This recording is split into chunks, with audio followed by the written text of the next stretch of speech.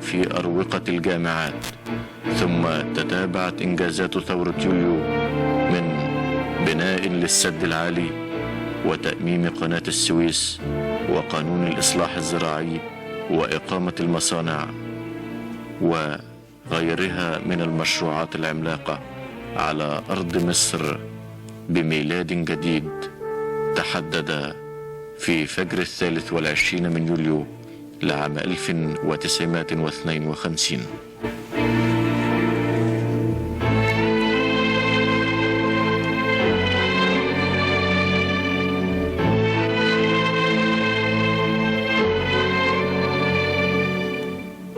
صفحات الجرائد المصرية مليئة بالمقالات والأحداث والأخبار، فما هو وقع الثورة على شباب لم يروها ولكنهم قرأوها فقط في صفحات من التاريخ.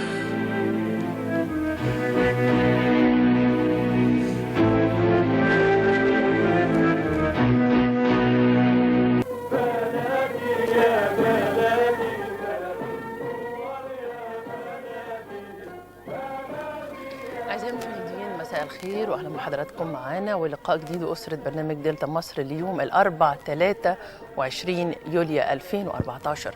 23 يوليو تاريخ مش ممكن ينساه المصريين، تاريخ ثورة تعتبر من أكبر الثورات في العصر الحديث وأكثرها تأثيرا على الحياة السياسية، مش بس في مصر ولكن في المنطقة العربية ويمكن في الشرق الأوسط كله.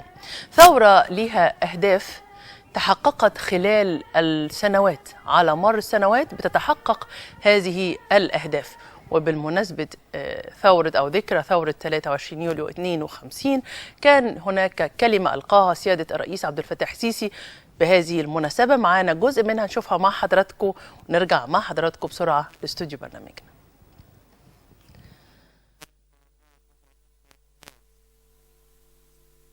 أخبار يعني ممكن تكون تطمنكم وتفرحكم إن شاء الله. خلال اليومين اللي فاتوا والأيام اللي جاية إحنا شغالين في 4 موضوعات أنتوا هننطلق فيهم إن شاء الله خلال الفترة اللي جاية. كنا اتكلمنا عن الزراعة وأنا مش عايز أقول تفاصيل لأن أنتوا أكيد سمعتوا الكلام ده، وكلمنا على الطرق ودي محتاجينها للتنمية وإن شاء الله إحنا متحركين في حجم معتبر. احنا بنتكلم في 3000 كيلو طرق واكتر، اقول 3200 كيلو. احنا اجمالي طرق مصر حتى الان 24000، يعني احنا بنتكلم في تقريبا 10% بنتعشم وهنشتغل وهنجتهد ان احنا نخلصهم في خلال سنة، ويا رب المدة ما تطولش عن السنة. سنة بقول 10% من اجمالي طرق مصر بشكل محترم وجديد. الطريق بيفتح ابواب كتير قوي لتنمية على اجنابه، لصناعة، لزراعة، لحركة عليه. المبادرة اللي اتطرحت بمنتهى الاختصار، المبادرة دي ما اتحطتش فيها شروط من حد، لا من الجانب ده ولا من الجانب ده. احنا قلنا الاول نخفف الاحتقان ونوقف اطلاق النيران وتتفتح المعابر بعد الموقف الامني خلاص بقى مستقر. نفتح المعابر وتخش المساعدات للناس وتقعد الطرف ده والطرف ده يقعدوا وكل واحد يطرح الملفات اللي هو عايز يتفاوض عليها، واحنا نتحرك عشان نحل مع بعضنا. انا هقول تعقيب اخير واقول ايه؟ يا ترى الواحد بعد مرور 30 و40 سنة على إدارة لأمر بشكل معين مش يتوقف ويشوف النتائج يقول يا ترى احنا بنطلع لقدام وحققنا اللي احنا عايزينه، ولا محتاجين نقف ونراجع نفسينا ونعدل لو احتاجنا ان احنا نعدل. اقول تاني، مهم قوي ان احنا دايما نبقى في دراسة مستمرة لأفكارنا واتجاهاتنا، خاصة لو كانت لها تأثير كبير على شعب. الحقيقة كلمة سيادة الرئيس عبد الفتاح السيسي بمناسبة ذكرى ثورة 23 يوليو 52 كلمة كانت شاملة، كان بيتكلم على أهداف الثورة وإزاي هذه الأهداف بتتحقق خلال سنوات، مش هتتحقق ما بين يوم وليلة، وده أمر طبيعي وأمر منطقي، وده اللي احنا شفناه بالفعل. اتكلم كمان عن ايه اللي هو بيعمله في الفترة دي، الحكومة بتعمل ايه، احنا كمصريين المفروض نكون كلنا بنشتغل معاه، وقال ان الفريق الرئاسي كلنا كمصريين معاه، احنا اللي هنكمل الفريق السياسي الرئاسي، واحنا اللي هنكمل معاه المشوار لو احنا عايزين مصر تخرج من هذه الكبوة اللي مرت بيها، واللي إن شاء الله هتخرج وتمر بيها بسلام بإذن الله. كل سنة وحضراتكم طيبين بمناسبة ذكرى ثورة 23 يوليو، وكمان خلاص عيد الفطر على الأبواب. كل عام وحضراتكم بخير، والمصريين كلهم بخير، والأمة الإسلامية كلها بخير. عايزة أبتدي مع حضراتكم مجموعة الأخبار السريعة اللي موجودة معايا النهاردة. رئيس الوزراء يفتتح غدا مستشفى معهد الكبد الجديد بالمنوفية بتكلفة 500 مليون جنيه. وزير الأوقاف يقرر صرف 2 مليون جنيه مساعدات للفقراء. البحوث الفلكية التنبؤ بوقوع زلزال مدمر بمصر خلال أيام غير صحيح. الحماية المدنية تسيطر على حريق في مصنع نسيج بالمحلة دون خسائر بشرية. إنشاء مدرسة للصيد البحري بالبرولوس بتكلفة 40 مليون جنيه. وحملة مشتركة بين محافظتي كفر الشيخ والبحيرة لإزالة الأقفاص السمكية. محافظات الدلتا قامت بتجهيز الساحات لصلاة عيد الفطر. كل عام وحضراتكم بخير. إقامة وحدات سكنية للشباب بمساحة 120 مترا بمدينة كفر الشيخ بسعر التكلفة الفعلية. ده خبر جميل. المجلس التنفيذي لمحافظة دمياط يوافق على على تحويل قرية سيف الدين إلى مدينة. الحماية المدنية تسيطر على حريق بغرفة غاز طبيعي المؤدية إلى عزبة السرايا بمركز قطور بمحافظة الغربية.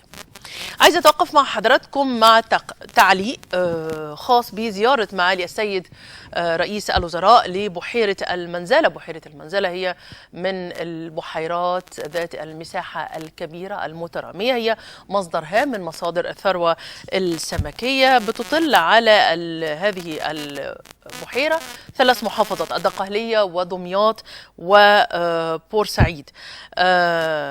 الحقيقة أنه السيد رئيس الوزراء يرافقه وزراء الداخلية والتنمية المحلية والري قاموا بزيارة لبحيرة المنزلة لتفقد الأوضاع والمعوقات التي تواجه الصيادين وحالات التعديات على بحيرة المنزلة.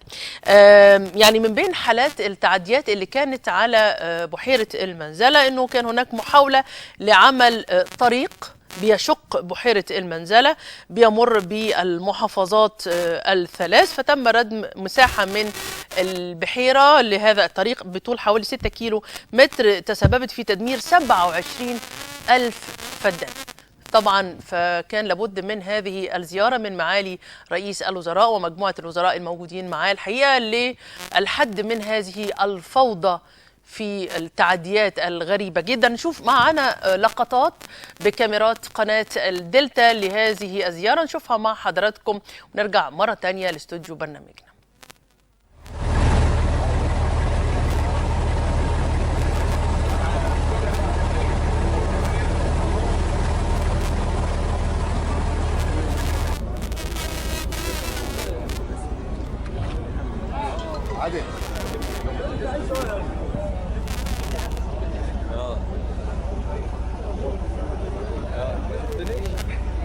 دي مكان ميه دي ولا ايه دي حاجات مسروقه ولا ايه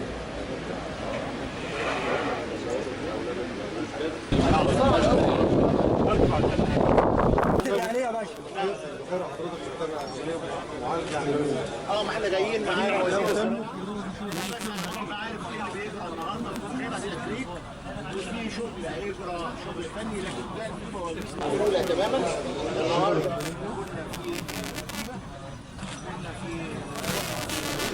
دمه بتروي ارض مصر. هي كلنا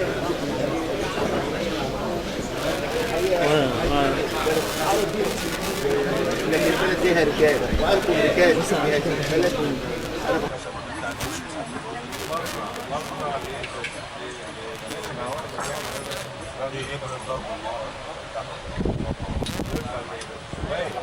رئيس الوزراء لبحيرة المنزلة، واللقطات اللي احنا شايفينها طبعا كم الأسلحة اللي تم القبض على مجموعة من الناس، وكم من الأسلحة اللي تم يعني تحريزها في هذه المنطقة. يعني جهود جبارة الحقيقة من رجال وزارة الداخلية اللي مستمرة على جميع المخالفات اللي ضبطنا عناصر إجرامية خطيرة جدا، ضبطنا كميات هائلة من السلاح الآلي والذخيرة، ضبطنا مجموعات من العناصر الإرهابية، ضبطنا مخالفات اللي هي مخالفة لقانون الصيد وهيئة الثروة السمكية، ضبطنا كل المخالفات بتطبق. طهرنا آلاف الأفدنة كان عليها إشغالات وعليها تعديات. الكلام ده في خلال سنة من الآن، وفي خلال الشهر الأخير ده كمان بقدر أقول لكم وأنتم شايفين كلكم ولأي حد اتفضل ينزل بحيرة المنزلة إن بحيرة المنزلة آمنة تماما.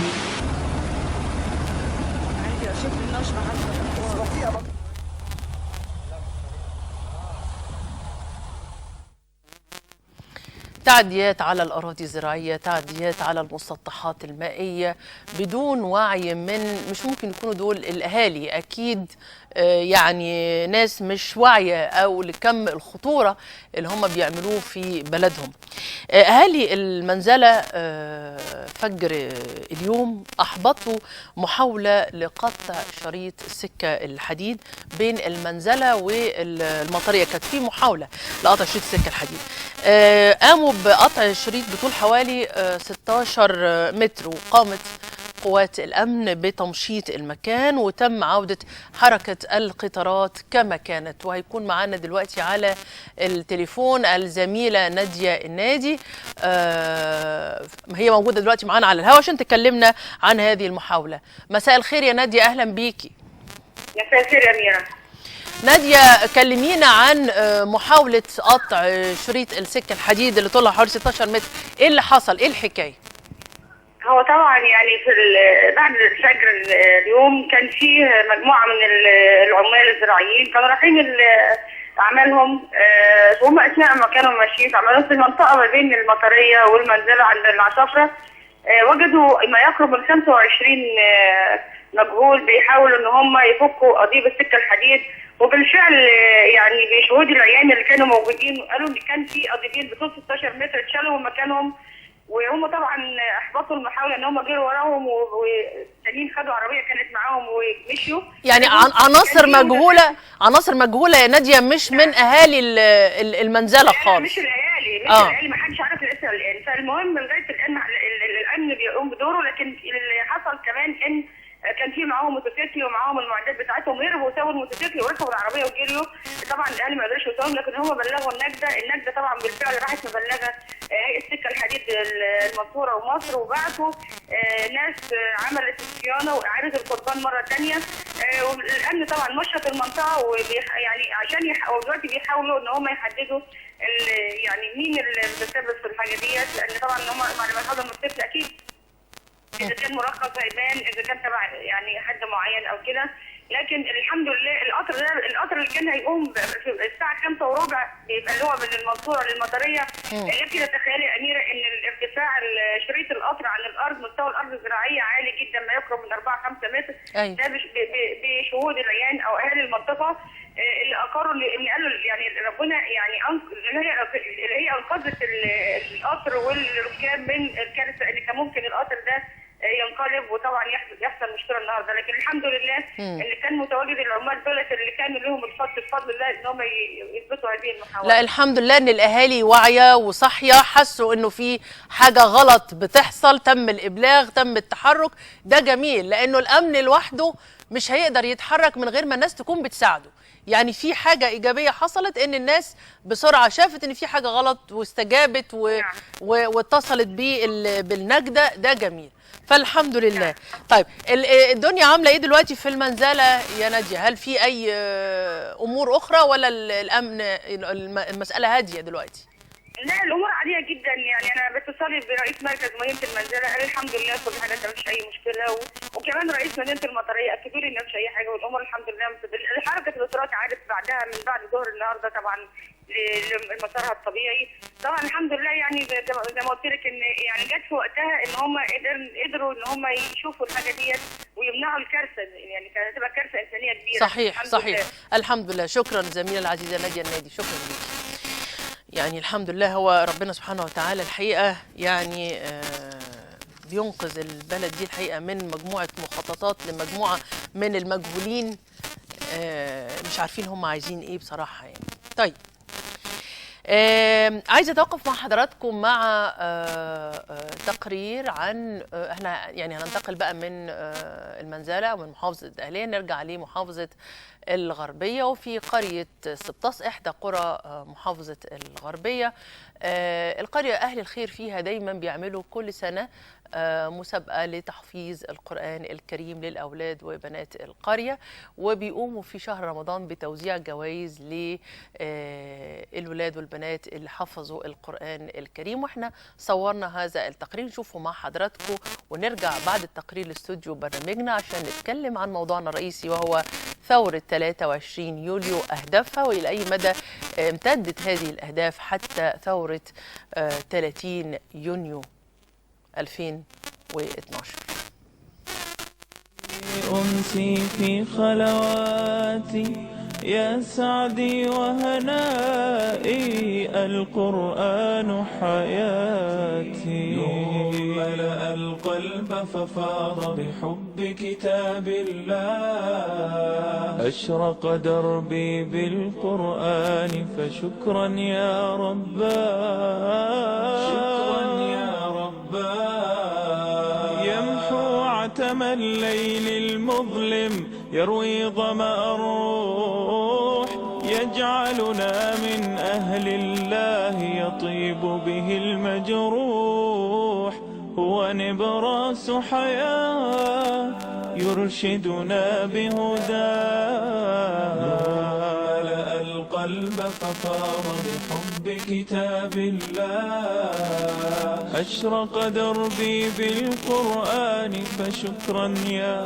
رباه، شكرا يا رباه، يا رب. عبارة عن الناس اللي حفظت القرآن في جميع مراحله، سواء بداية من 5 أجزاء لحد القرآن التامم، زائد المتفوقين دراسيا بالنسبة للشهادات.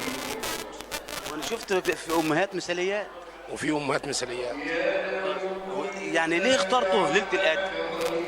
يعني العمل يعني ليلة القدر خير من 1000 شهر، فالعمل اللي انت بتعمله في ليلة قدر برضو اكيد الجزاء بتاعه بيكون بال1000 شهر، ب1000 عمل ان شاء الله. فضل ليلة القدر عظيم، وعبادة ليلة القدر تساوي 83 عاما جهاد في سبيل الله، وكما قال النبي صلى الله عليه وسلم: من قام ليلة القدر إيمانا واحتسابا غفر له ما تقدم من ذنبه. إذن يجب على الأمة أن تحافظ على قيام هذه الليلة وعلى عبادة هذه الليلة، لأن هذه الليلة هي التي نزل فيها القرآن، وهذا القرآن هو الذي يكون لنا رباطا ويكون لنا عونا ويكون لنا نجاة في كل عمل من الأعمال.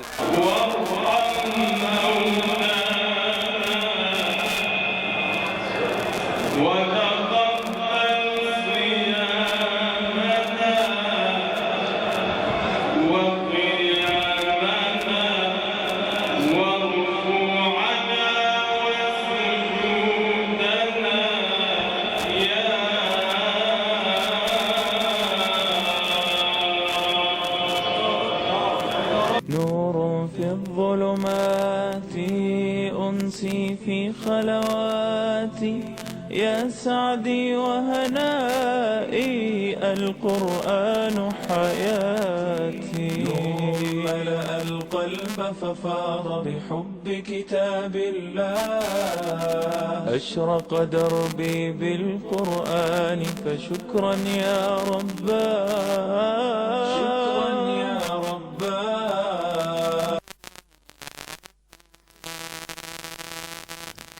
مشاهدينا 62 سنة مروا على ثورة 23 يوليو 52. من 62 سنة كان في أهداف لهذه الثورة.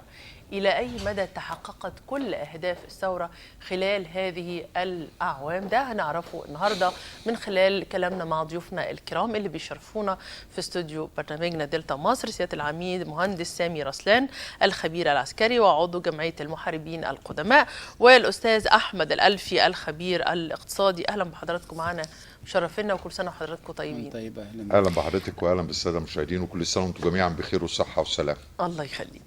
62 سنة على ثورة غيرت مجرى الحياة السياسية في مصر، منطقة الدول العربية، منطقة الشرق الأوسط كله. كان لها تأثير اقتصادي وسياسي واجتماعي داخل مصر. أهدافها كانت 6 أهداف. يعني إلى أي مدى هذه الأهداف تحققت؟ طبعا هيكون الكلام من الناحية الاقتصادية يختلف عن الكلام من الناحية العسكرية. ممكن نبتدي من الناحية العسكرية مع سيادة العميد سامي رسلان. طبعا هي الثورة دي بتبقى دايما نتيجة الأوضاع قائمة، في لها رفض على الأرض من الشعب عموما، فبيتقدم الصفوف اللي له القدرة على التغيير. كانت من الأسباب القريبة لقيام الثورة حرب 48 اللي حصل فيها بالنسبة لقصور في الإمدادات، لعدم تخطيط، لكلام اتقال عن أسلحة فذة. وزي ما القوات المسلحة دايما متعودة، واللي هي بيت الوطنية المصرية، نما عندهم إحساس بالرفض للوضع ده، وإن الوضع ده لازم يتغير. فبدأ تجميع من مجموعة من ضباط القوات المسلحة، على رأسهم طبعا كان الزعيم الراحل جمال عبد الناصر، اللواء محمد نجيب، ومجموعة من اللي سموا نفسهم فيما بعد الضباط الأحرار أو تنظيم الضباط الأحرار، إن لازم الحال يتغير، مش ده الوضع المقبول بالنسبة لبلد زي مصر. وفعلا اتجمعهم وقامت ثورة، أو سميت وقتها انقلاب عسكري وبعد كده تسمى ثورة، لكنه كان انقلاب أبيض لم تراق فيه نقطة دم، وتم السيطرة على البلد لتغيير الوضع اللي فيها. طبعا كان من أهداف الثورة القضاء على الإقطاع، القضاء على الاستعمار، القضاء على سيطرة رأس المال على الحكم، إقامة جيش وطني قوي، تحقيق العدالة الاجتماعية، وإقامة حياة ديمقراطية سليمة. أي. طبعا ده مش شيء مش سهل، لأنه مش شيء بيعتمد على إن أنت إرادتك إيه، ده بيعتمد على إرادة عالم بالكامل من حواليكي بيبصلك إزاي. احنا لو جينا نبص على مجموعة الدول العربية اللي قلبها مصر، هنلاقيها بتمتد من الخليج العربي في الشرق لغاية المحيط في الغرب، ممرات للتجارة العالمية ككل، مكان غني جدا بالموارد، سواء كانت الموارد المعدنية كبترول ومعادن مختلفة، زراعة، ومصر كانت معروفة بزراعة القطن. ففي مطمع جامد جدا فيها، وفي جهات كتيرة مش من مصلحتها ان البلاد دي تستقل بإرادتها. حضرتك عايز تقول ان مصر مش دولة لوحدها؟ لا مش لوحدها. فالثورة لما قامت في مصر ما قامتش كمصر لوحدها. اللي يدير البلد دي لازم تبقى عينه على الامور دي كلها، لان هيلاقي فيه مقاومة شديدة جدا للتغيير اللي احنا عايزينه لمصلحة البلد. يمكن شبابنا ما حسش بالامور دي الا بعد ثورة 30 يوليو. ثورة 30 يوليو كانت على العكس من ثورة يوليو. يعني يوليو مجموعة من ضباط الجيش قرروا التغيير وشالوا أرواحهم على ايديهم وقالوا احنا هنغير، والشعب أيدهم. الشعب بعد ما اعلنوا البيان بتاعهم، الزعيم الراحل أنور السادات، الشعب كله نزل في الشوارع بيؤيد اللي عملوه الضباط دول، بيؤيد جيشه. في 30 يونيو الوضع اختلف. الشعب اللي نزل يقول انا مش عاجبني الحال وعايز تغيير، ونزل الجيش بتاعه بيؤيد شعبه. فهو يعني ده الاختلاف. هنا الاختلاف ما بين دي ودي، بس الاختلاف في النهايه الجوهري في تلاحم وتناغم غير عادي بين الجيش والشعب. ده هيقودنا لنقطه تانية نتكلم فيها. ليه اللي حصل في العراق حصل، ليه اللي بيحصل في سوريا حصل، وليه ده ما حصلش في مصر؟ مش لان الجيش بس مخلص لبلده، لان مصر بتتميز انها كتله متجانسه ما فيهاش طوائف ولا فئات، حتى المسلمين والمسيحيين فئه واحده، كلنا ايدينا في ايدين بعض. ودي النقطه اللي دايما الاستعمار او الدول الاجنبيه بتلعب عليها، انه يخش ما بين الطوائف المختلفه ويعلي نبره الاختلاف. انت احسن، لا ده احسن، لا انت من حقك، لا انت مش من حقك. محاوله عمل فتنه طائفيه. ده اللي عمل المشكله في العراق، لان في طوائف كتيره، وفي سوريا برضه في طوائف كتيره، فعشان كده انهارت البلاد دي من الداخل. الحمد لله والفضل لله ان مصر ما فيهاش ده، ومصر عبر التاريخ طول عمرها كده، مش جديده عليها، من ايام الفراعنه لغايه النهارده. فالنهارده اهداف الثوره كانت في اراده عندنا للتغيير هنا في مصر، وفي مقاومه شديده سيام من الجهات اللي لها مصالح في الخارج، وناس من المنتفعين في الداخل. لانه لما اقول انا عايز اقضي على سيطره راس المال على الحكم، ودي اعتقد ما اتحققتش قوي. ما انا عايز اتكلم في نقطه سيطره راس المال دي، انا عايز اتكلم فيها مع الاستاذ احمد الالفي الخبير الاقتصادي. وسيطره راس المال على الحكم ما بين ثوره 23 يونيو وثوره 30 يونيو. 23 يوليو كان في اقطاع، في 30 يونيو ما كانش في اقطاع، بس كان في رجال اعمال عدد محدود مسيطر على الحاله الاقتصاديه. فتعليق حضرتك يا فندم. هو الحل واحد. الحل واحد. هو اقطاع في الحالتين طبعا. بسم الله الرحمن الرحيم. الاول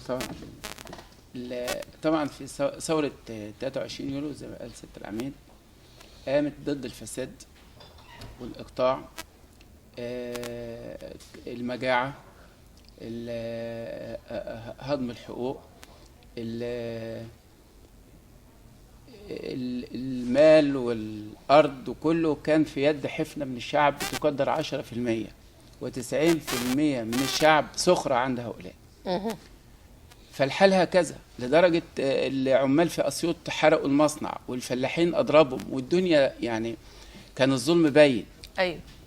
فكان لازم من قيام ثورة لتصحيح هذه الأوضاع، زائد احتكار رأس المال اليهودي. يعني كانت في شركات معينة هي بس المختصة بالاستيراد والتصدير، ومحروم يحرم على المصريين ذلك.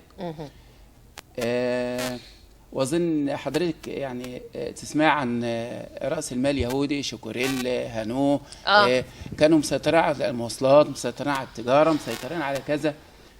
فكنا كان الوضع غير طبيعي، وبالتالي جت الثورة علشان تقضي على هذا الشكل من الظلم. وطبعا ثورة 23 يوليو من أهم شيء عملته إن هي حققت العدالة الاجتماعية. وجه الرئيس عبد الناصر رحمة الله عليه أمم الملكية. أمم الملكية. قال الحد الأقصى للملكية 100 فدان، واللي فوق كان طبعا بيمتلكوا الآلاف من الأفدنة. أيوة. الآلاف المؤلفة من الأفدنة. أيوة. فبعد ال100 فدان تم توزيع هذه الأفدنة على الفقراء من الناس، 3 فدانين 5 فدانين. كان محروم من التعليم أبناء الفقراء وأبناء الفلاحين. صحيح. فتح المجال لكل هؤلاء الناس. كان العمل سخرة في هذا الوقت، وكان العامل ما بيتمتعش بأي حقوق. عمل عقود عمل حدد ساعات العمل 7 ساعات، منع الفصل التعسفي، أنشأ محاكم عمالية للي يفصل تعسفيا، أنشأ مصانع، 1000 مصنع في عهد عبد الناصر تم إنشائهم. بدأ الرئيس عبد الناصر يهتم بالاقتصاد المصري. الجنيه بتاعنا كان الحد الأدنى للراتب في سنة 52 18 قرش. وطبعا لك أن تتخيلي احنا كنا في هذه السنة 20 مليون. عدد السكان كان كام؟ 20 مليون مصريين. 20 مليون. أيوة. كان سعر صرف الجنيه يعني من لو جينا نشوف سعر الصرف سنة 45 لما مصر وقعت على الاتفاقية الدولية مع صندوق النقد الدولي كانوا محددين سعر الصرف للجنيه حوالي $4 و13 سنت. ده الكلام ده سنة 45.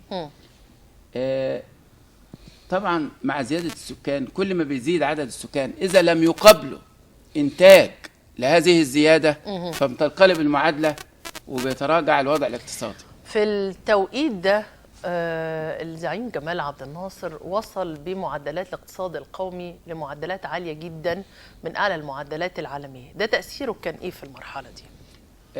طبعا كان مردوده إنه وفر الصحة، التعليم، الطرق، إنشاء المصانع. ما هو طالما الاقتصاد والنمو الاقتصادي والناتج القومي كويس بيبقى مردود ده على الخدمات اللي بتؤدى على الطرق، على الكباري، على إنشاء المصانع، على الدخل القومي. الناس كان دخلها، وكانت الناس كان كيلو اللحمة بكام؟ في التوقيت ده لما فكر عبد الناصر إنه يبني السد العالي وكان محتاج تمويل في الوقت ده، لجأ للبنك الدولي وللولايات المتحدة ورفضوا التمويل، ولجأ هو إلى تأميم قناة السويس. التأثير ده في الوقت الحالي على الاقتصاد، أو في الوقت آنذاك على الاقتصاد المصري في المرحلة دي؟ أستاذة، قناة السويس ده دخل أساسي من دخل القومي لمصر. وزي ما هو ما أمموهاش إلا بعد ما ورفضت الولايات المتحدة والبنك الدولي إنه يمول. طبعا هو أمم قناة السويس، هو بنى السد العالي، هو أنشأ شبكات كهرباء، أنشأ شبكة من الطرق بتخدم المصانع اللي اتنشأت. حتى لما أنشأ مصنع الحديد والصلب أنشأ جنبه شركة فحم الكوك عشان تخدم عليها. عشان تخدم عليها. طبعا. يعني هو كان طفرة صناعية وفي نفس الوقت طفرة زراعية. لأنه لما قسم الأفدنة على الفلاحين الكل بدأ يشتغل، الكل بدأ ينتج، الناتج القومي للبلد تحسن، ارتفع طبعا. قضى على الاحتكار لأن كل دول كانوا فئة بتحتكر. قضى على رأس المال اللي كان بيحتكر التجارة، كان بيحتكر كل ده. حصل تحسن، ويعني كان في طفرة اقتصادية كويسة، طفرة اجتماعية أحسن وأحسن. هو يمكن المأخوذ على هذه الثورة هو عدم تحقيق الديمقراطية بشكل يعني بشكل مأمول. أيوه. كمان برضو هي قريب الشبه من ثورة 30 يونيو، لأن ثورة 30 يونيو قامت على فساد سيطرة رأس المال على الحكم. وأظن حضرتك شايفة آخر حكومة نظيف كانوا كلهم رجال اعمال مسكين الحكومات. ده كانت ثوره يناير بقى اللي قامت ما ثوره يناير. يناير. كل رجال الاعمال كانوا رشيد تقريبا، كانوا رجل اعمال بالظبط. يعني الحكومه كانت كلها رجال الحكومه كلها كانت رجال اعمال. فبرضو يعني راس مال البلد أصبح دولا بين الناس، يعني مع مجموعة والآخرين بيبصوا. هرجع من النقطة دي لسيادة العميد سامي رسلان، وعايزة أتكلم على برضو احنا ما زلنا في مقارنة لأوضاع ما بين 23 يوليو و 30 يونيو. الأوضاع زي ما حضرتك قلت يمكن ما اختلفتش كتير. التأثير السياسي في مسألة سيطرة رأس المال والفساد، كتأثير ده على الناحية السياسية في الداخل كان شكله إيه؟ رأس المال لما بيتدخل في الحكم بيتدخل فيه لمصلحته هو، مش مصلحة البلد. فبيبتدي ان هو يسن القوانين اللي تخدمه كشخص، مش اللي بتخدم الدولة. فده بينعكس على الشعب اللي موجود في الشارع. انا عايش ومش لاقي اكل وبأعاني الازمات، طرق مكسرة، نور بيتقطع، مش عارف ايه. وفي فئة عايشة منعمة لدرجة ان بعضهم كان بيجيله ازاز المية صبحة من بره، او بيجي له وجبات من مطاعم زي مطعم ماكسيم في باريس او هنا بتيجي الوجبه بتاعته بالطياره. التباين الشديد في مستوى المعيشه ده ما بين عامه الشعب وما بين فئه محدوده جدا في الشعب لازم بيخلق روح عدائيه ما بين الناس وبعضها. وده كان مطلوب بالنسبه لكل اعضاء مصر ان يبقى الوضع على كده، لان من مصلحه مثلا امريكا او الدول ديت ان اللي يكون في موقع المسؤوليه او في موقع الحكم عارف انه مدين لها ببقائه في الحكم، وانها لو لفتت وشها عنه هيتشال من الحكم. وده يمكن سر عدائهم الشديد للسيسي. ايوه، جاي بإرادة شعبية وبمحبة من الناس هم مش من مصلحتهم ان اللي يقود البلد دي يبقى محبوب من الناس. نهضة اقتصادية في مصر ما هياش في مصلحة الخارج، لانها هتخليكي تخرجي من طحن. عشان كده حضرتك تلاحظي بعد تأميم قناة السويس جه العدوان الثلاثي على مصر. العدوان الثلاثي لما وصل جمال عبد الناصر بالمعدل الاقتصادي المعدلات عالمية، فكان لازم من كسر هذه الدولة، فكان العدوان الثلاثي. أما بالنسبة لسيادة الرئيس السيسي في الوقت الحالي، هم حاسين إنه زي ما حضرتك قلت الشعب حبه، كل مؤسسات الدولة بتحبه ومعاه مستعدة تشتغل، فبدأت الحرب بشكل الإرهاب. ما أنا بقول لحضرتك دايما لازم هيتفتح لك مجال. الحرب دي ما هي إلا فرن بترمي فيه مال ورجال. فلما تبقي كمان حالتك الاقتصاديه سيئه هتجيبي المال منين؟ هتنديني اكتر، هتنشغلي بالحرب عن التنميه. وكلنا نفتكر بعد ال67 كان في شعار لا صوت يعلو على صوت المعركه. خلاص البلد كلها واخده اتجاه واحد، الحرب وتحرير الارض بما تعنيه من تكلفه. الستات كانت بتخلع ذهبها وتتبرع بيه. الله يرحمها كوكب الشرق السيده ام كلثوم كانت بتعمل حفلات وبتتبرع بدخلها للدوله. أيوة. كان الكل همه تحرير الارض. ففي 56 دخلونا في حرب. بعد كده اتعملت مصانع الحديد والصلب وفي نهضه صناعيه وفي سد عالي بيتبنى وفي كهرباء بتوصل. اتعملت لنا حرب 67. اتجر رجل مصر للحرب، لان الحرب بتمتص اكبر قدر من الموارد في البلد. وما يحدث في غزه ده محاوله لجر مصر في المرحله الحاليه. والنهارده برضو يعني بس ان شاء الله يعني ان بالنسبه لغزه هرجع لحضرتك. بالنسبه لغزه بيجروا رجل مصر لحرب في توقيت مصر مش عايزه تخش فيه حرب. هم الحرب ما هياش مغامره او ان انا بمشي مجموعه قوات بسلاح وخش واضرب وخلص. لا، ده الحرب ديت من الامور العلميه الى ابعد حد اللي لها دراسات ولها حسابات. هم عارفين ده كويس، عشان كده بيحاولوا. عشان كده هم بيحاولوا يضغطوا علينا معنويا ان احنا نخش حرب في توقيت مش مناسب جدا لنا. هنا استاذ احمد كان بيقول ايه؟ اتفضل يا استاذ احمد. انا بس عاوز اوضح حاجه بالنسبه للاقتصاد. كلغه اقتصاد بيتحكم، يعني احنا بمنظور الاقتصادي للمال هو بدايه المال. النهارده حضرتك شفت كلمه سياده الرئيس النهارده؟ ايوه. هو اتكلم على 3 نقط رئيسيه، اتكلم على شبكه الطرق، واتكلم على الاراضي اللي هيتم استصلاحها، واللي كان فيها في اجتماع من فتره قريبه، وطلع وزير الزراعه في مؤتمر صحفي واتكلم وقال احنا قريبا نحدد فين الاراضي اللي هيتم استصلاحها، واتكلم عن مشروع قال انا بتكلم فيه مع المعنيين بس هخليه كمفاجاه للمصريين. عايزين نتكلم في هذا الاطار. طب قبل ما نتكلم في ده اسمحي لي بس اوضح لك حاجه اللي هي اساس كل الاقتصاد. اتفضل. هو بدايه التعاملات في الناس في التعامل التجاري كان المقايضه. المقايضه ده كان نظام التعاملات القديم يعني. وبعدين تطور ذلك الى ان اصبحت فيه وسيله قياس اللي هي الذهب. ايوه. بقت هي المعيار للتقييم. والذهب ده كانت الناس بتشيله في سره كده وتمشي يشتروا بيه.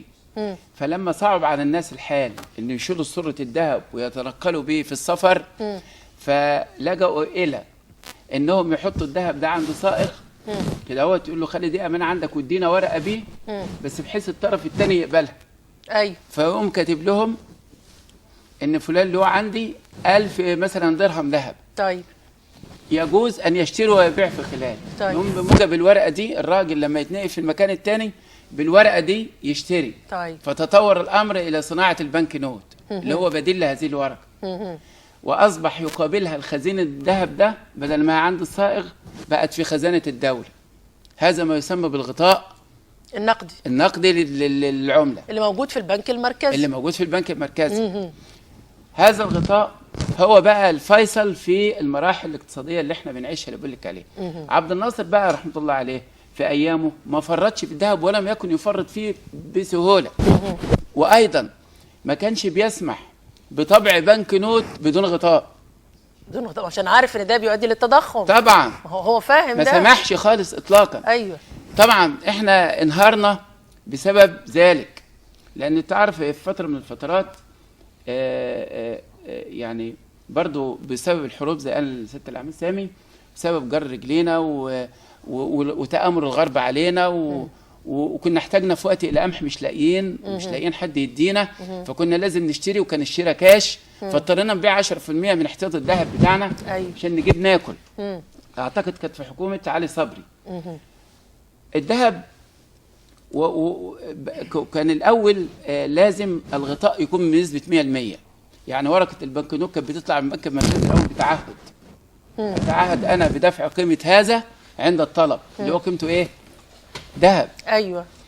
تطور الامر انشال التعهد. وايضا تطور الامر، بدل ما يكون غطاء الذهب لورقه البنكنوت بنسبه 100%، قالوا تجاوزا ممكن تكون 80%. وظل الامر يتدهور 20 في 20 في 20 حتى وصلت الى 0%. 0% ده دليل على ضعف الاقتصاد خالص. ده يعني احنا وصلنا لمرحله، بس بديلها ايه؟ كلما قويت الدوله واصبحت ذات قوه وذات سياده ولديها بنك المركزي ولديها قوه في القانون وفي التحكم، هذا بديل عن الغطاء. لان لما يطلع ورقه بنكنوت بتتعهد يعني قوه الدوله الاقتصاديه والسياسيه بديل عن الغطاء من الذهب. الغطاء الذهب. فبيتوقف الاقتصاد في منظومته بالشكل اللي انت شفتوت على قوه البنك المركزي، على قوه الاقتصاد، على قوه الدعم، على قوه الانتاج، على قوه يعني المنظومه شامله كامله. فاحنا عندنا النهارده ليه التضخم اللي احنا فيه؟ انت حضرتك لما يكون في جيبك 1000 جنيه وماشيه في صحراء، لهم قيمه؟ لا، ما لهمش اي قيمه. هتعرفي تاكلي وتشربي؟ لا، ولا ليهم اي قيمه. لو معايا فلوس كتيره وما فيش بضاعه، ليهم قيمه؟ لا. اهو ده التضخم، ضخ فلوس بدون مقابل من السلع والخدمات.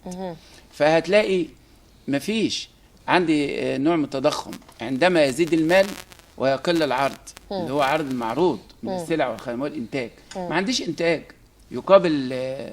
يعني لما تيجي تحسبي المال المتداول من البنك المركزي والفلوس المصروف في السيوله دلوقتي، هتلاقيها اكثر بكثير من المعروض من المنتجات او من المنتج. انا كده اقتصادي ضعيف، وزي ما حضرتك قلت سياده العميد، هم عارفين انه عايزين يجروا مصر لعل وضحت الصوره. ايوه، وعايزين يجروا مصر لحرب، وعارفين انه مصر دلوقتي مش في الحاله الاقتصاديه اللي تسمح بدخول حرب باي شكل من الاشكال. هقول لحضرتك مثل بسيط جدا برضو عشان المشاهدين يتفهموا يعني ايه حرب، بعيد عن الرجاله اللي بتموت، وبعيد وبعيد وبعيد. الكل عارف النهارده طلقه المسدس بقت بحوالي 25 جنيه. طلقه البندقيه بحوالي 35 جنيه. لو العسكري هيضرب 100 طلقه في اليوم، يوم قتال 3500 جنيه العسكري واحد. لو عندك 80,000 عسكري او 100,000 عسكري، شوفي حضرتك الحسبه ايه. انا بتكلم على ابسط شيء. ايوه. النهارده حتى بالنسبه للصواريخ، ويمكن بيحضرني في ده واقعه تاريخيه، في 73 كان الصواريخ المضاده للطيارات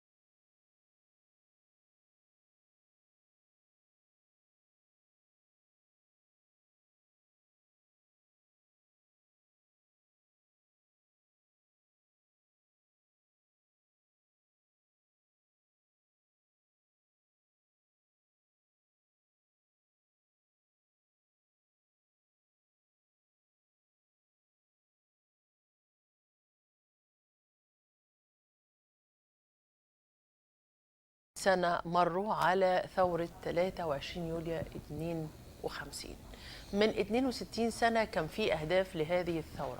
إلى أي مدى تحققت كل أهداف الثورة خلال هذه الأعوام؟ ده هنعرفه النهاردة من خلال كلامنا مع ضيوفنا الكرام اللي بيشرفونا في استوديو برنامجنا دلتا مصر. سيادة العميد مهندس سامي رسلان الخبير العسكري وعضو جمعية المحاربين القدماء، والأستاذ أحمد الألفي الخبير الاقتصادي. أهلا بحضراتكم معنا، مشرفينا وكل سنة وحضراتكم طيبين. طيب اهلا بحضرتك واهلا بالساده المشاهدين، وكل سنه وانتم جميعا بخير وصحه وسلام. الله يخليك. 62 سنة على ثورة غيرت مجرى الحياة السياسية في مصر، منطقة الدول العربية ومنطقة الشرق الأوسط كله. كان لها تأثير اقتصادي وسياسي واجتماعي داخل مصر. أهدافها كانت 6 أهداف. يعني إلى أي مدى هذه الأهداف تحققت؟ طبعا هيكون الكلام من الناحية الاقتصادية يختلف عن الكلام من الناحية العسكرية. ممكن نبتدي من الناحية العسكرية مع سيادة العميد سامي رسلان. طبعا هي الثوره دي بتبقى دايما نتيجه الاوضاع قائمه، في لها رفض على الارض من الشعب عموما، فبيتقدم الصفوف اللي له القدره على التغيير.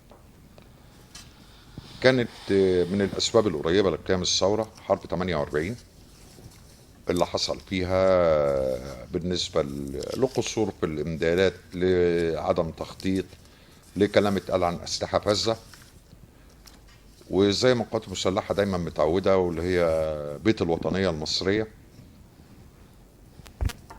نما عندهم احساس بالرفض للوضع ده، وان الوضع ده لازم يتغير.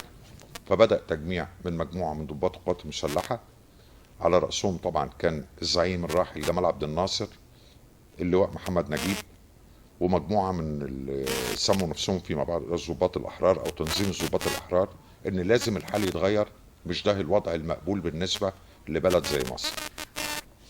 وفعلا اتجمعهم وقامت ثوره، او سميت وقتها انقلاب عسكري وبعد كده تسمى ثوره، لكنه كان انقلاب ابيض لم تراق فيه نقطه دم، وتم السيطره على البلد لتغيير الوضع اللي فيها. طبعا كان من اهداف الثوره القضاء على الاقطاع، القضاء على الاستعمار، القضاء على سيطره راس المال على الحكم، اقامه جيش وطني قوي، تحقيق العداله الاجتماعيه، وإقامة حياة ديمقراطية سليمة. وإقامة حياة ديمقراطية سليمة. أي. طبعا ده مش شيء مش سهل، لأنه مش شيء بيعتمد على إن أنت إرادتك إيه، ده بيعتمد على إرادة عالم بالكامل من حواليكي بيبص لك إزاي. إحنا لو جينا نبص على مجموعة الدول العربية اللي قلبها مصر، هنلاقيها بتمتد من الخليج العربي في الشرق لغاية المحيط في الغرب، ممرات للتجارة العالمية ككل، مكان غني جدا بالموارد، سواء كانت الموارد المعدنية كبترول ومعادن مختلفة، زراعة، ومصر كانت معروفة بزراعة القطن. ففي مطمع جامد جدا فيها، وفي جهات كتيرة مش من مصلحتها ان البلاد دي تستقل بإرادتها. يعني حضرتك عايز تقول ان مصر مش دولة لوحدها؟ لا مش لوحدها. فالثورة لما قامت في مصر ما قامتش كمصر لوحدها. اللي يدير البلد دي لازم تبقى عينه على الامور دي كلها، لان هيلاقي فيه مقاومه شديده جدا للتغيير اللي احنا عايزينه لمصلحه البلد. يمكن شبابنا ما حسش بالامور دي الا بعد ثوره 30 يوليو. ثوره 30 يوليو كانت على العكس من ثوره يوليو. يعني يوليو مجموعه من ضباط الجيش قرروا التغيير وشالوا ارواحهم على ايديهم وقالوا احنا هنغير، والشعب ايدهم. الشعب بعد ما اعلنوا البيان بتاعهم الزعيم الراحل انور السادات، الشعب كله نزل في الشوارع بيؤيد اللي عملوه الضباط دول، بيؤيد جيشه. في 30 يونيو الوضع اختلف. الشعب اللي نزل يقول انا مش عاجبني الحال وعايز تغيير، ونزل الجيش بتاعه بيؤيد شعبه. فهو ده يعني الاختلاف. هنا الاختلاف ما بين دي ودي، بس في النهايه في تلاحم وتناغم غير عادي بين الجيش والشعب. ده هيقودنا لنقطة تانية نتكلم فيها. ليه اللي حصل في العراق حصل؟ ليه اللي بيحصل في سوريا حصل؟ وليه ده ما حصلش في مصر؟ مش لأن الجيش بس مخلص لبلده، لأن مصر بتتميز إنها كتلة متجانسة. ما فيهاش طوائف ولا فئات، حتى المسلمين والمسيحيين فئه واحده، كلنا ايدينا في ايدين بعض. ودي النقطه اللي دايما الاستعمار او الدول الاجنبيه بتلعب عليها، انه يخش ما بين الطوائف المختلفه ويعلي نبره الاختلاف. انت احسن، لا ده احسن، لا انت من حقك، لا انت مش من حقك. محاوله عمل فتنه طائفيه. ده اللي عمل المشكله في العراق، لان في طوائف كتيره، وفي سوريا برضو في طوائف كتيره، فعشان كده انهارت البلاد دي من الداخل. الحمد لله والفضل لله ان مصر ما فيهاش ده، ومصر عبر التاريخ طول عمرها كده، مش جديد عليها، من ايام الفراعنه لغايه النهارده. فالنهارده اهداف الثوره كانت في اراده عندنا للتغيير هنا في مصر، وفي مقاومه شديده سيام من الجهات اللي لها مصالح في الخارج، وناس من المنتفعين في الداخل. لانه لما اقول انا عايز اقضي على سيطره راس المال على الحكم، ودي اعتقد ما اتحققتش قوي. ما انا عايز اتكلم في نقطه سيطره راس المال دي، انا عايز اتكلم فيها مع الاستاذ احمد الالفي الخبير الاقتصادي. وسيطره راس المال على الحكم ما بين ثوره 23 يونيو وثوره 30 يونيو. 23 يوليو كان في اقطاع، في 30 يونيو ما كانش في اقطاع، بس كان في رجال اعمال عدد محدود مسيطر على الحاله الاقتصاديه. فتعليق حضرتك يا فندم. هو الحل واحد. الحل واحد. هو اقطاع في الحالتين طبعا. بسم الله الرحمن الرحيم. الاول طبعا في ثوره 23 يوليو زي ما قال سياده العميد، قامت ضد الفساد والاقطاع، المجاعه،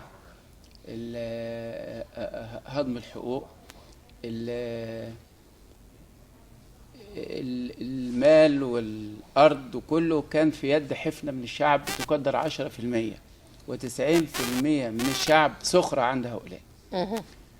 فالحال هكذا، لدرجه العمال في اسيوط حرقوا المصنع، والفلاحين اضربهم، والدنيا يعني كان الظلم باين. ايوه.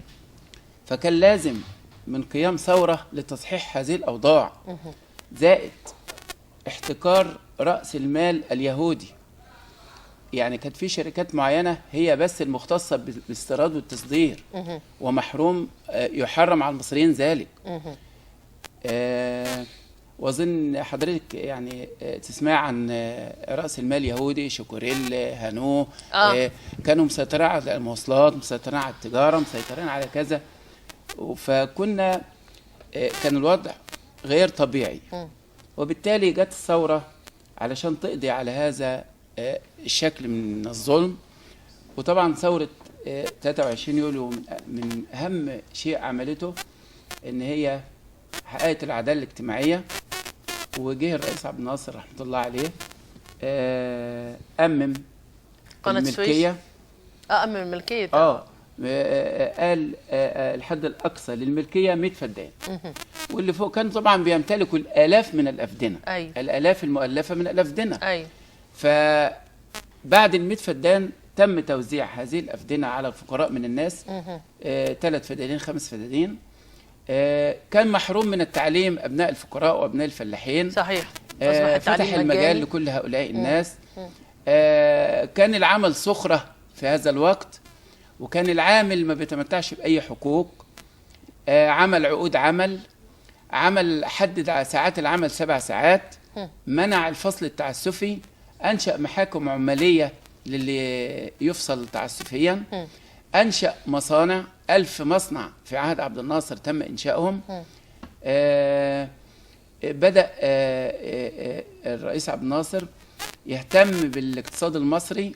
الجنيه بتاعنا كان الحد الادنى للراتب في سنه 52 18 قرش. وطبعا لك ان تتخيلي احنا كنا في هذه السنه 20 مليون. عدد السكان كان كام؟ 20 مليون مصريين. 20 مليون. ايوه. كان سعر صرف الجنيه يعني من لو جينا نشوف سعر الصرف سنه 45 لما مصر وقعت على الاتفاقيه الدوليه مع صندوق النقد الدولي، كانوا محددين سعر الصرف للجنيه حوالي $4 و13 سنت. ده الكلام ده سنه 45.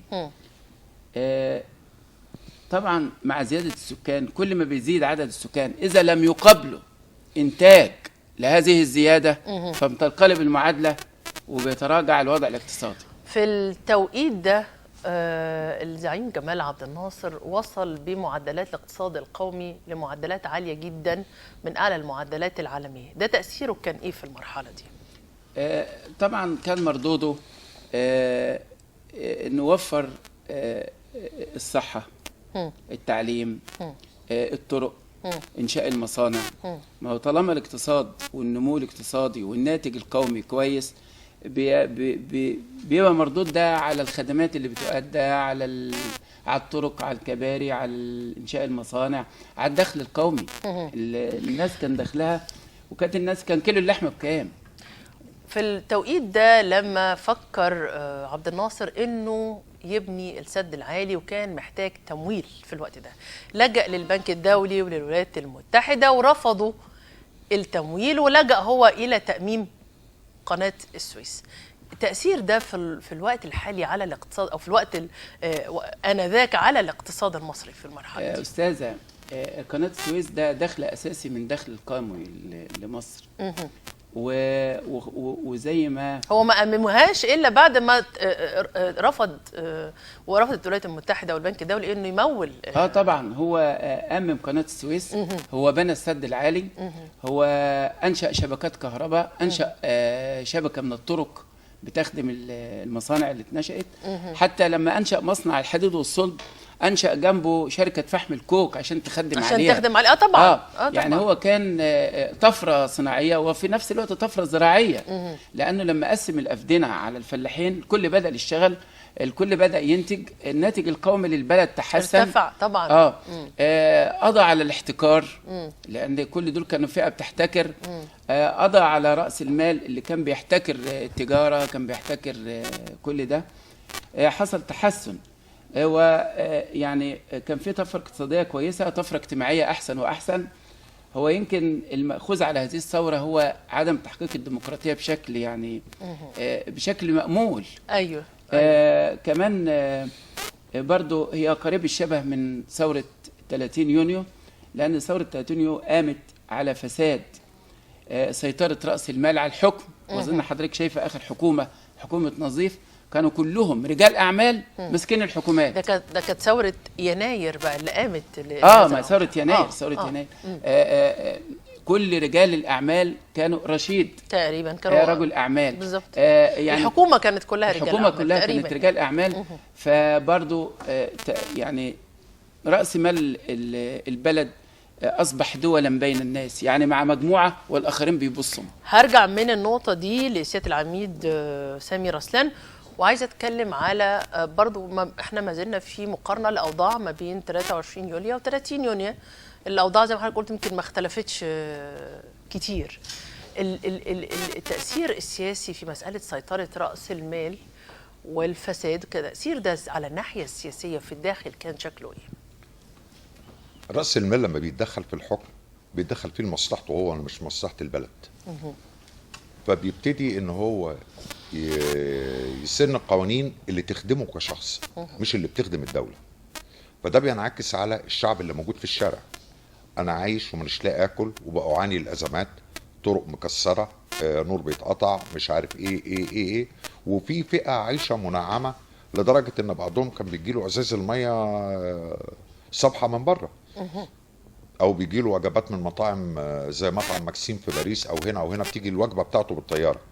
التباين الشديد في مستوى المعيشة ده ما بين عامة الشعب وما بين فئة محدودة جدا في الشعب لازم بيخلق روح عدائية ما بين الناس وبعضها.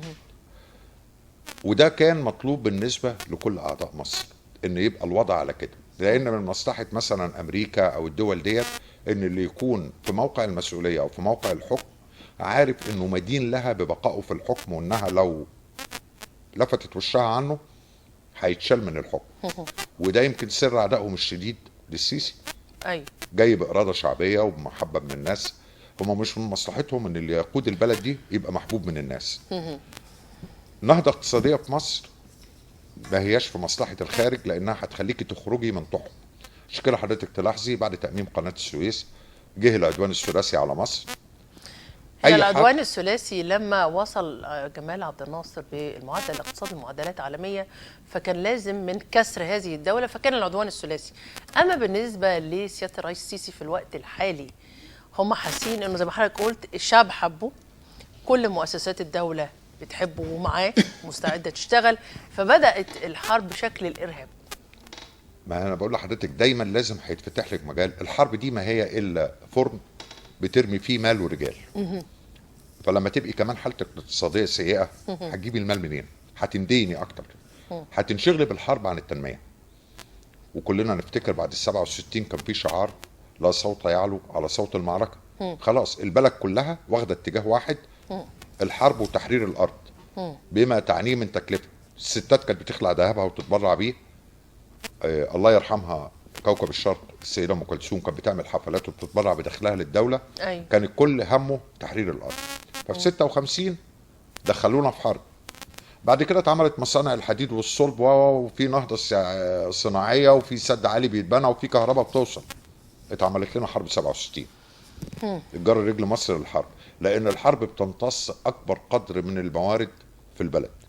وما يحدث في غزه ده محاوله لجر مصر في المرحله الحاليه. والنهارده برضو يعني بس ان شاء الله يعني ان بالنسبه لغزه هرجع لحضرتك.